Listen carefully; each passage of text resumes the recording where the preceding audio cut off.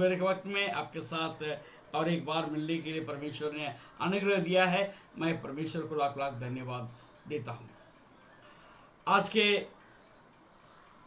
इस सुबह के वक्त में आपके साथ जब बात करने लगता हूँ, मेरे मन में एक बात आता है, आशीष।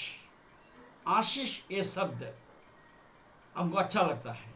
हर कोई आशीष पाना चाहता है, प्रेज़ द लॉर्ड। परंतु आशीष हम कैसे पाते हैं और आशीष का स्रोत हमारा कहाँ है, हम किस पर विश्वास करते हैं।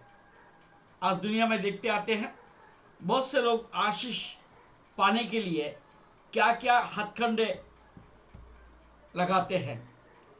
वो किसी भी तरीके से आशीष को पाना चाहता है।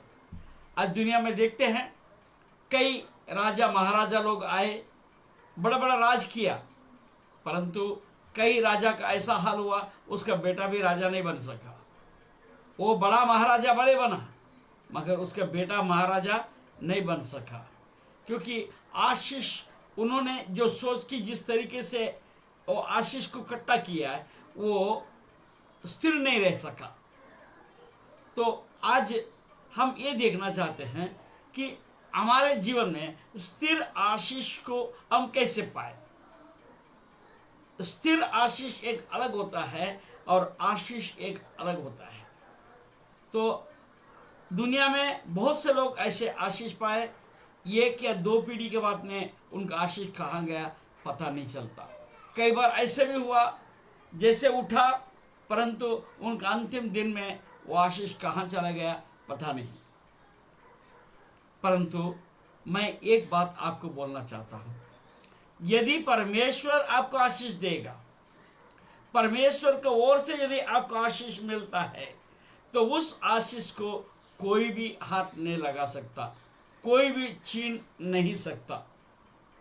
मैं उसी बात को लेकर मैं आपके पास आया हूँ।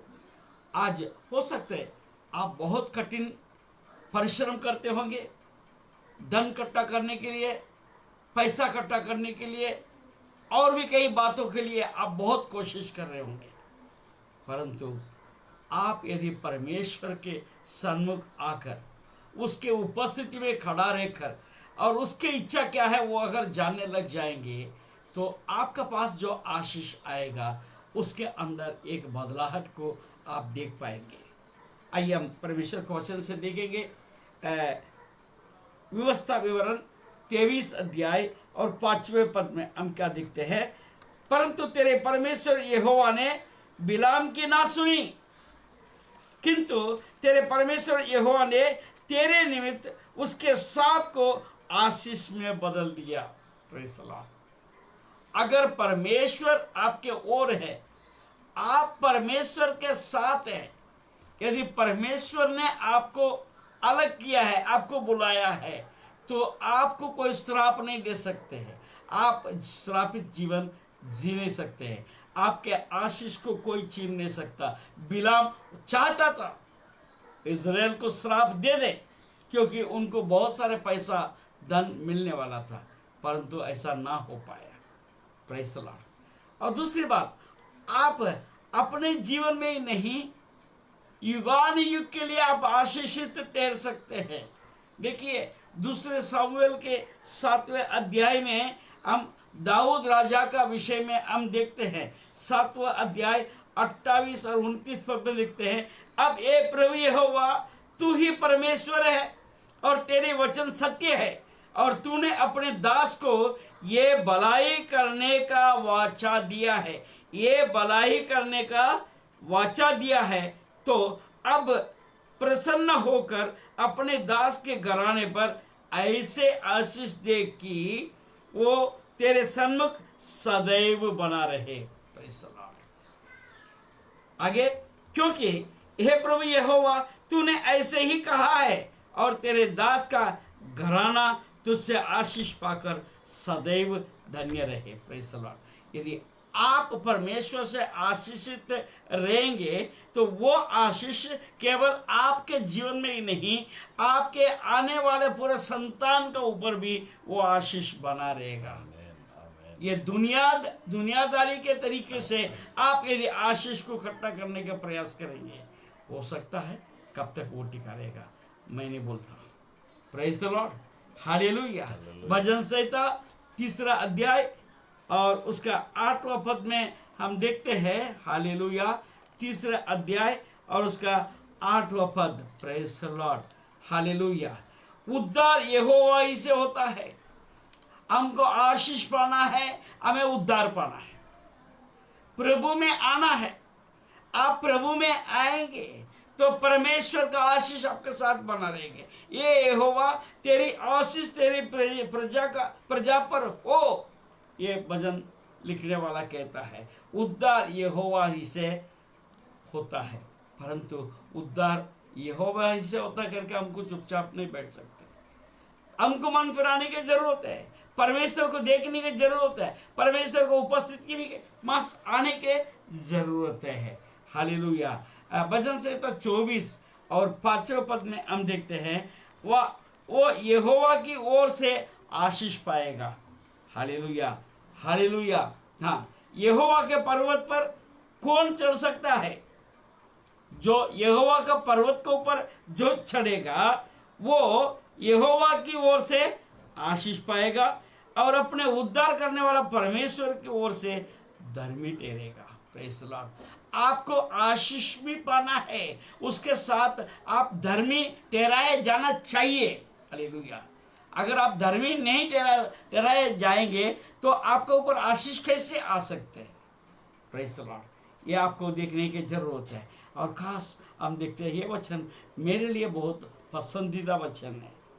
नीति वचन 10वां अध्याय और उसका 22 पद क्या दिखते हैं? धन यहोवा की आशीष ही से मिलता है।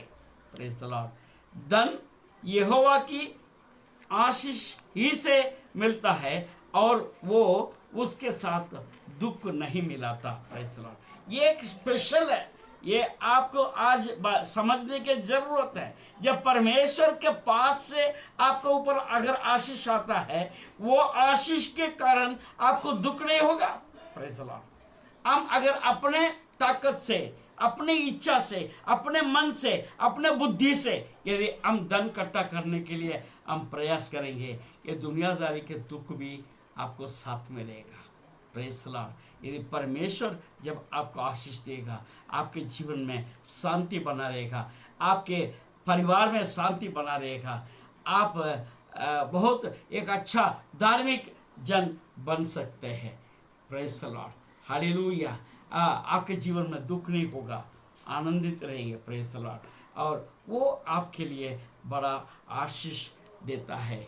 Praise the Lord. यशायाह नबी की किताब 56 अध्याय और उसका 4-5 पद हम देखते हैं, क्योंकि जो खोजे मेरे विश्राम दिन को मानते और जिस बात में से प्रसन्न रहता हूँ उसी को अपनाते और मेरी वाचा का पालन करते हैं, यहोवा यूँ कहता है, मैं अपने भवन और अपने शहरपना के भीतर उसको ऐसे नाम दूंगा जो पुत्र पुत्रियों से कहीं उत्तम होगा।